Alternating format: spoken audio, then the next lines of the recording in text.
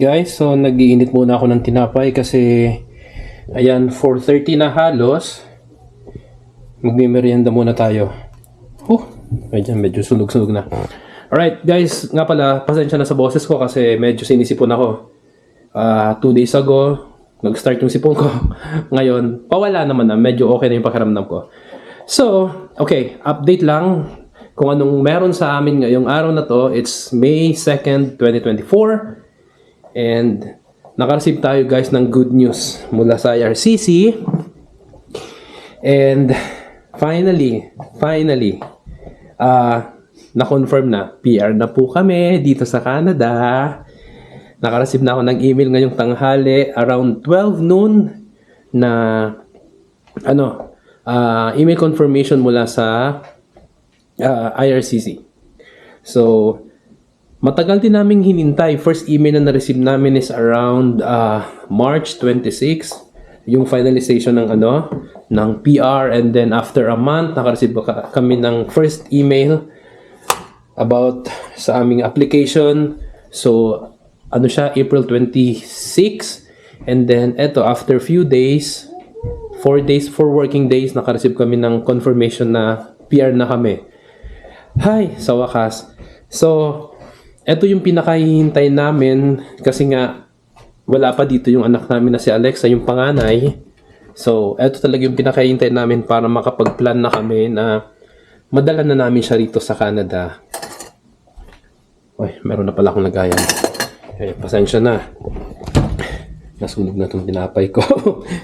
Excited. Hindi, masaya lang talaga. Masaya lang kami guys, kami mag-asawa kasi nga hindi naging madali yung journey namin sa PR application namin. Pero, syempre naman, hindi tayo bibitaw dyan. Kapit tayo kay Lord sa lahat ng to. And, ayan, nangyari na nga po ang aming pinagdarasal, ang aming pinakahihintay. Ay, Diyos ko Lord, thank you.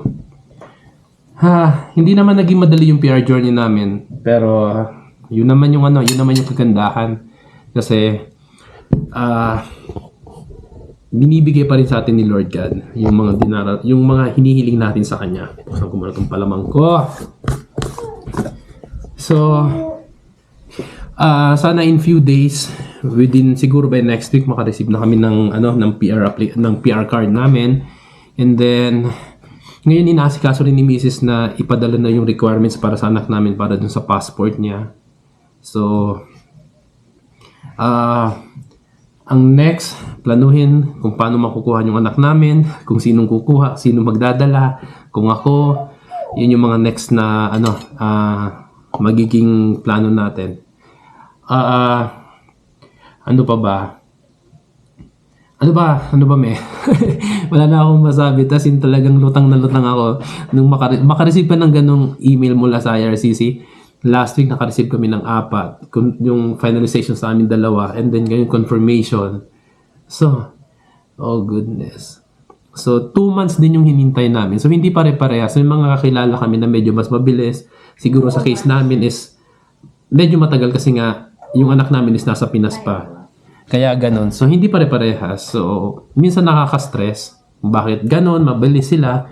Tapos kami medyo matagal. Pero okay lang yan. Pare-parehas. Importante. Eto, nangyari na yung pinakahihintay namin.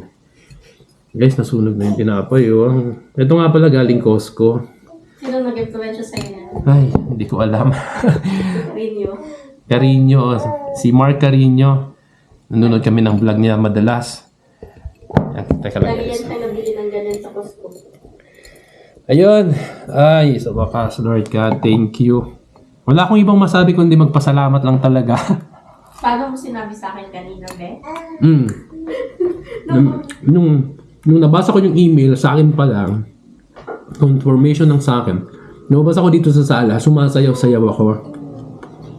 Pwede kong, may video siya. Ay, mamaya yan. Oh, yeah.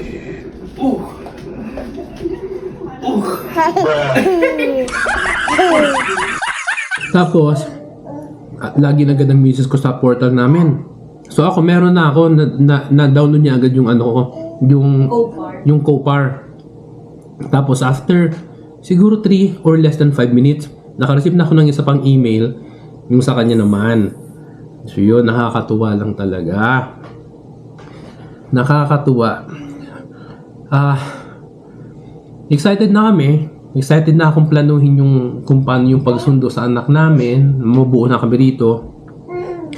So hopefully by last week ng May siguro, makuha na namin siya. Start na kami tumingin ng ticket. Hindi ko lang kung bakit ako pinagpapawisan, pero gutom din siguro. Hindi kanina kasi nung unang labas mo pa galing sa kwarto, akala ko Cooper na yun. Wala pa. Tapos nung lumabas ka naman na sumasayaw na, inis na ako, bakit mo ka sumasayaw? Hindi, sumayaw talaga ako kasi inaano niya ako, ano bang meron? Tapos hindi agad ako lumapit sa kanya. Nag-enjoy akong sumayaw papunta sa kanya. Ayun.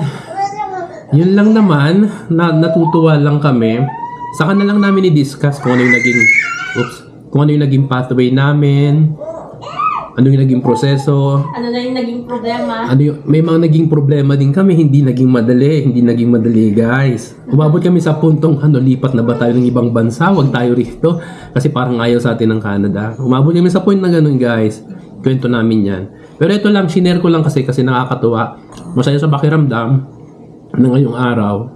Expected namin bukas pa Friday pero hindi Salamat dun sa visa officer namin na nagtrabaho ngayong araw na to at tinapos na lahat. Di ba? Galing October pa yan siya kasi October tayo nag-submit ng PR, na-approve ng March. Tapos, nag-virtual landing kanina. Kasi di ba dati sabi ni Kuya Chris, yung ang landing pupunta talaga sa opisina ng Service Canada. Ngayon, virtual landing na para sa sa Cooper. Kaya siguro medyo natagal lang after approval. Ito lang pala, share ko din sa inyo, nung unang email na naka-receive kami, yung finalizing, parang hindi masyado nagsisingkin sa akin, pero ngayon nagsasabi na yun na yan, pero hindi pa rin sa akin nagsisingkin hanggang siguro sa wala tong confirmation or hanggang sa hindi mo hawak yung PR card, hindi pa sa'yo magsisingkin. Pero etong finalize or confirmation na PR na, nagsisingkin na sa akin. Pero yung last, yung March, tas yung first email, hindi sa akin nagsisingkin. Hindi pa sa akin nagsisingkin na PR na. Pero ngayon, eto nararamdaman ko na. Hindi, yung friend ko, nagsabi naman siya na nung January, sabi niya, approve na kayo niyan kasi kasi meron na kayong sa sa medical na extend na ng 1 year, tapos yung anak niyo pina-re-medical siya. Di ba inulit ang medical ni Alexa para mag 1 year ang expiration? Yun.